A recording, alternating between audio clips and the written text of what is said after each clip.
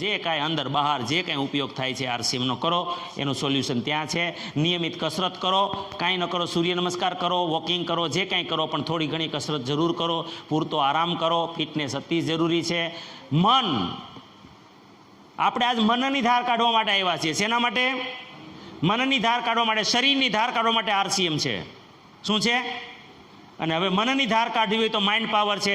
મનની ધાર કાઢવા માટેનું પહેલું સ્ટેપ છે પોઝિટિવ એટીટ્યુડ. હર હાલમાં ખુશ રહેવું, મોજમાં રહેવું, મોજમાં રહેવું, મોજમાં રહેવું રે. ભલે લોજમાં ખાવું પણ મોજમાં રહેવું. મોજમાં રહેવાનું છે. દુઃખી નહીં થવાનું, મેં કહી દીધું. હેરાન નહીં થવાનું. ગમે તે બોલે, શું કામ?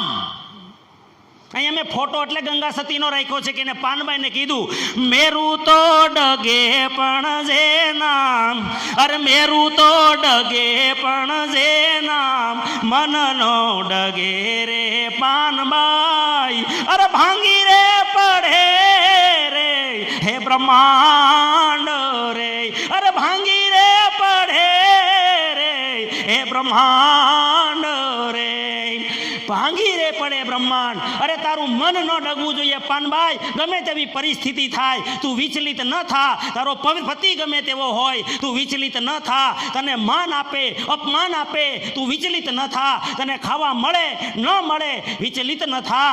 એટલું જ નહીં, પહાડ જેવું દુઃખ આવે પાનભાઈ, તું વિચલિત ન થા. જવા દે. અરે બ્રહ્માંડ ફાટી જાય, કાંઈ ન બચે તો પણ તું વિચલિત ન થા. શું કામ? કે તારું શરીર ખરાબ થશે તો એક જન્મ ખરાબ થશે, પણ જે દિવસે મન ખરાબ થયું તો જન્મો ખરાબ થઈ જશે.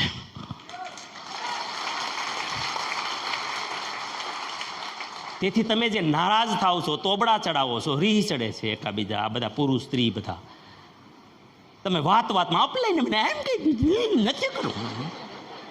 અરે તંબુરો અપલાઈને કહી દે, અપલાઈન તારો માલિક છે ભાઈ. અપલાઈન કહી દીધું. તારું કંઈ છે જ નહીં. તારે બીજાના ખભે જ બંદૂક ફોડવાની. અપલાઈન. અને ઘણા અપલાઈન લાઈફ લાઈન, એ મને લાઈફ લાઈને આમ કહી દીધું લે. અને અપલાઈન કેમ કહેવી મને તો એમ થાય.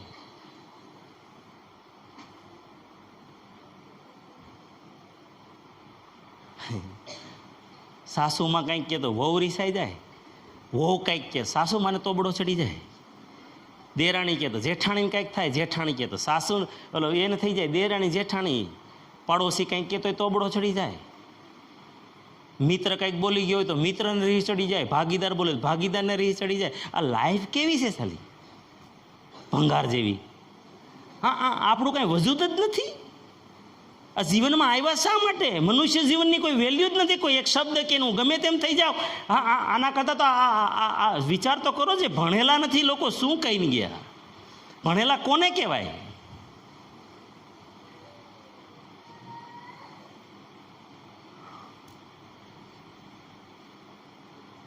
માયુસ ન થાવ, ગમે તે થઈ જાય, માયુસ નહીં. તમે સંત એકનાથની જીવન વાંચજો, તમને ખબર પડશે. એને ગુસ્સો કરવા માટે, માણસને ગુસ્સો ન આવતો નહીં એવું નહીં. એને ગુસ્સાને વિજય જીત્યો હતો. શું કામે? કે હું કામ પણ ગુસ્સે થાવું, પણ એવા પેતરા કર્યા, એવા પેતરા કર્યા લોકોએ, એવા પેતરા. હવે સંત એકનાથના ઘરવાળીના ખોળામાં જઈને મારા બેટા બેસી જાય. બોલ, મોટા પછી ભાઈ જમતા હોય અને ત્યાં હવે આ બધા જે ભક્તિમય વાતાવરણ મંદિરોમાં જે જમણવાર હોય, જે પ્રસાદ લેતા હોય ને, ત્યાં કોઈ બૂટ ચપ્પલ પહેરીને જાય તો એ સાઈન બૂટ ચપ્પલ પહેરીને જાય. અને પાછા એકવાર તો માથે બેસી ગયા પીરસતા હતા. આવું કરી લીધું ને તોય ગુસ્સે જ ન થયા સાહેબ. હે હા, પાછા શું કહે કે જો દેવી ધ્યાન રાખજો, દીકરો મોટો છે, બેલેન્સ ગુમાવી ન દે, પડી ન જાય. સંત તુકારામ ઘરે તો ભૂખ જ આટા મારતી હતી, કારણ કે ભૌતિક જીવનનું લક્ષ્ય જ નહોતું. તો કુદરતનો સિદ્ધાંત તો તમારે જે ફોકસ હોય એ આકર્ષિત થાય, એને તો ધ્યાન જ નથી તો કઈ રીતનું આકર્ષિત થાય? એનું મતલબ એ નહીં માનતા કે સંતોની તાકાત નહોતી વૈભવ મેળવવાની, પણ એનું ફોકસ જ નથી જીવનમાં ભાઈ, તો એના કુદરત આપવાની જ નથી ને એ વસ્તુમાં, તો એને જોતું જ નથી. તો પણ આપવાવાળા હોય ને ભાઈ, આ પ્રકૃતિ તો હોય ને, એને ભૂખ્યા થોડા રાખે પ્રકૃતિ, જાનવરની ભૂખ્યા નથી રાખે તો સંતોને થોડા રાખે. તો શેરડી લઈને આવતા હતા, આપણને બધાની સ્ટોરી ખબર છે. હવે બા ઊભા હતા બાયણામાં, અને બાપુ આમથી શેરડી લઈને આવે. શેરીમાં તુકારામ તો તુકારામ, ઓલા બધા છોકરા પાછળ પડાય કે અમને દો ને અમને દો. આખો ભારો આપ્યો તો હશે ખેડૂતે, આખો ભારો શેરડીનો હતો, બધાને એક એક આપતા. હવે ઘરે છોકરા ટળવળે અને ઓલી લાલ થાય, એક આંઠો આપે ને હા હા આગ આમ બોલો કેરોસીન અંદર ઉમેરાતું જાય ભડકો, અને ઘરે પૂગ્યા ને તો એક જ સાઠો વીધો.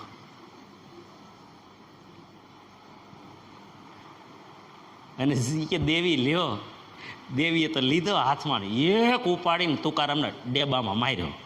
એ કે લે તું, એક માર્યો 2 ભાગ થઈ ગયા તોય દાંત કાઢે. એ કે વાહ ભગવાન વાહ, ખરો તારો ન્યાય છે, તું એટલે તું હો. પણ એ કે મને એ ચિંતા હતી કે અમે ખાવાવાળા 2 અને હાંઠો 1, એ સમાધાન કરી દીધું.